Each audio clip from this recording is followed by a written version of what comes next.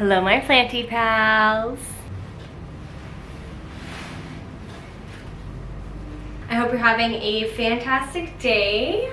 Thank you so much for watching this video. If you're new here, my name is Pearl. This is Plants with Pearl. I live in Canada and I grow tons of houseplants in my basement. I give them lots of love, make sure they have strong roots, and when they're ready, they get posted up on my website and I mail them all over Canada. Don't forget to check out our website, www.plantswithpearl. Make sure you sign up for our email list so you know what's going on exactly when it's happening. Obviously, if you're watching this right now, I would really love for you to subscribe. You can become a planty pal. We can hang out, talk plants, and generally just have a great time. Do you guys like my t-shirt? I designed this. I think it's cute. Should be available on our website by now. I've really been putting off getting those up and I don't have any excuse other than I am queen procrastinator. So this is the third video in our very first series called Plants We Grow, where I just make videos about all of the different types of plants that we grow in our basement. Today on Plants with Grow, we are featuring two beautiful plants. And those plants are the monstera constellation, as well as the philodendron giganteum blizzard. At the end of the video, we'll head upstairs to where most of my personal collection is so I can show off my personal Thai constellation. She was just repotted on the weekend, so she's feeling fresh. And this is my actual giganteum for my collection. She is a lot more portable than the Thai, so she came down to hang out. So these plants are our monstera Thai constellations. We have been growing them since 2020. We imported them, only a few of them. We lost a couple. The few that survived have become very healthy, happy stock plants or mother plants for us. I believe actually this is an original plant. And you can see what I'm talking about right here. There is 1, 2, 3 places actually that she has been cut from us. And this is her most recent little sprout. It's doing really well. They do love to be root bound. They definitely grow the quickest when these guys feel nice and snug in a pot. I've got them in the same dirt that all of my plants are in. Again, let me know if you want me to do a dirt video. I'd say it'll be very long because I make a very simple all-purpose mix for all of my plants. But we can talk about it. So we do propagate our own Thai constellations. They are not tissue culture. I have never attempted tissue culture, not to shade tissue culture by any means. It's just a completely different ballpark than the game that I play. We prefer to do all of our propagations in water, including our Thai constellations. Now these guys, these guys can be a huge pain in the butt to propagate. Straight up. Definitely come a long way in our propagation skills for these. The first year that we were propagating them, we probably had about a 30% fail rate, which when you're dealing with such a hot ticket plant was really frustrating, but it's a learning process. I learn as I go just as much as anybody else does. They are very prone to root rot when they are propagating. Once they're established, it's not really such an issue, or at least we don't have such an issue with it. But when they are in the stage of being a cutting to trying to get them to the stage where they are a rooted cutting or able to be transferred into dirt, they test your patience. These plants have definitely been like a very big lesson in patience and disappointment. As far as care, as beautiful as they don't require too much special attention. There is just a couple things that you do want to make sure that you are thinking ahead about offering, or at a certain point offering. They are definitely a climbing plant. They want to have something to grow up. They want to feel secure. They want to feel like they're doing their planty thing. When they're younger, smaller, more juvenile, you can get away without providing them any support. You will notice at a certain point that the stem will start to kind of seem like it's trying to climb out of the pot. that generally is a good time to think about what your game plan for support is. For support, you do have several options. Really, whatever works for you, whatever is accessible to you, whatever you can do space-wise is gonna be good for the plant. I personally have mine on a birch, next to a birch pole. She hasn't grabbed onto it yet, but every time I get a new leaf out, I take my plant Velcro and trying to encourage her to come towards the pole. You also have options like moss poles, making different sizes of like wooden dowels and creating your own kind of mega trellis. Whatever you feel like is gonna work for you, just do it. Just know that these plants definitely thrive when they feel like they have something that they are able to be supported by and climb up. It's a great way to encourage fenestrations and things like pinhole fenestrations as well, and your leaves will start to get bigger much quicker when the plant feels supported.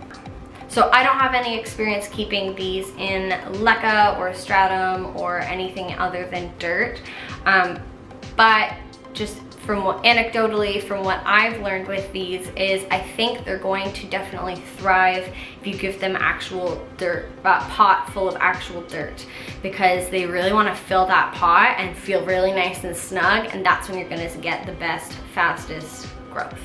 They love to throw air roots out. It is definitely not uncommon by any means for these plants on their journey to fill the pot with roots. They will climb up and out of the pot. If I catch it at a time where I'm able to wrap it back in, I'll usually just fit it back into the pot, but they do harden off at a certain point, so it's not going to do anything great for the plant if I try to force this back into the pot. So she's just going on a little exploration mission, and that's fine. We do grow all of our Thai constellations under grow lights. So all of the plants that I have behind me right now have all grown up under grow lights. They definitely enjoy a fairly high amount of light. Another plant there, foliage, doesn't thrive if it's super close to direct light. You do need at least about a foot of space in between the light and the leaves, but they really do thrive in a high light environment where it supplements. I mean, you look at them, they look like they want a lot of light, and that's because they do. These are a slower growing plant, but I think part of that is just because they're such, like, they've got a lot going on, you know. So this was a top cutting, and this was planted in the cup on June 2nd of this year. So September, October, November, coming up on 6 months for this guy. I don't think he's made any major growth above the dirt, but you can see he's definitely been putting in overtime on this root. Okay, so I know that I mentioned earlier that monstera Thai constellations can really just be like the biggest headache to prop, and this is one of those stories. Now this is a weird plant. I'm gonna bring you in so you can take a look at him. Now this is an old cutting.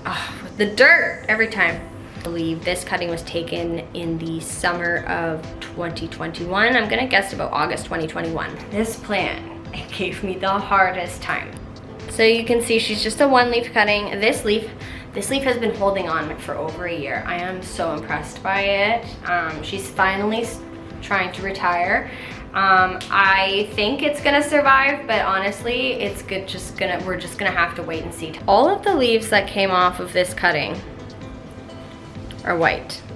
There's a couple tiny little leaves in here that have started giving us a little bit of green, but they're not doing well. I don't know what this plant is doing. This is wild. I believe there's 3 or 4 little individual plantlets attempting to live their life. This cutting I took last summer. I had it rooting in water. It was okay. I planted it in dirt. It was okay. And then it was not okay. So I uprooted it. I gotta investigate.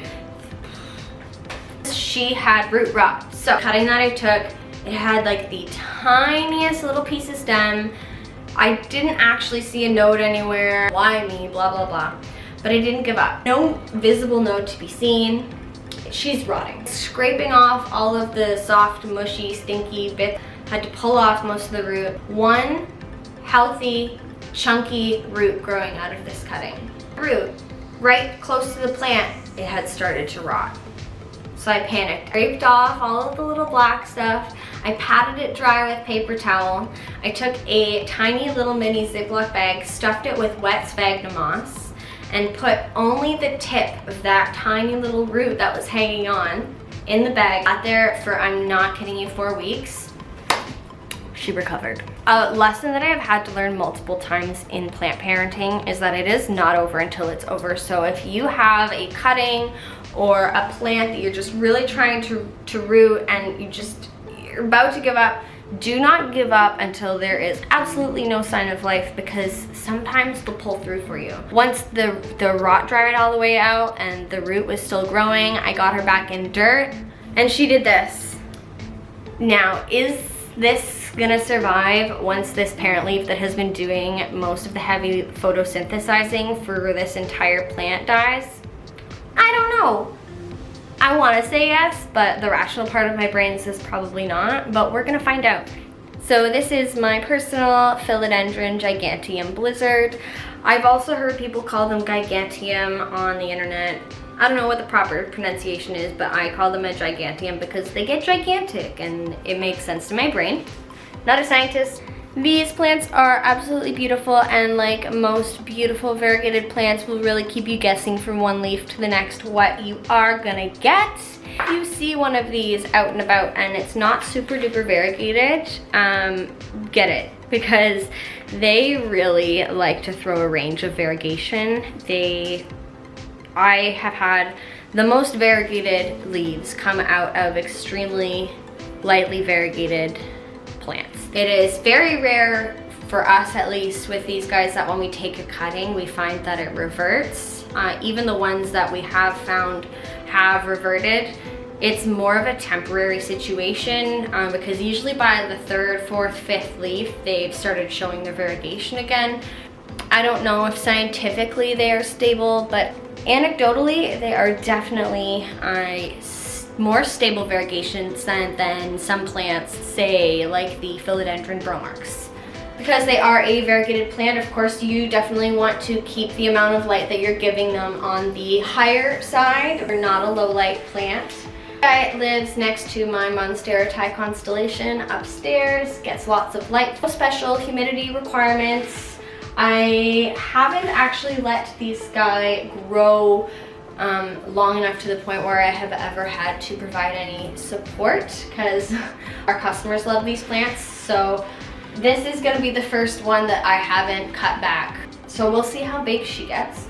But definitely the leaves on some of the ones that we have let grow, like they get big. The immature leaves can really throw you off with how big of a leaf that you're gonna get. This one fits like just in the palm of my hand, and these ones that are starting to get nice and big and juicy are the length of my forearm, and they're only gonna get bigger. We have found this plant to really be quite a speedy grower once they are established. They can definitely take their time showing any growth above the soil while they are rooting from a propagation stage.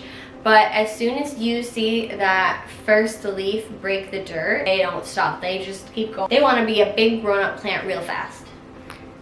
This is one of our younger giganteum cuttings that we've got growing right now. It was planted on July 23rd of this year.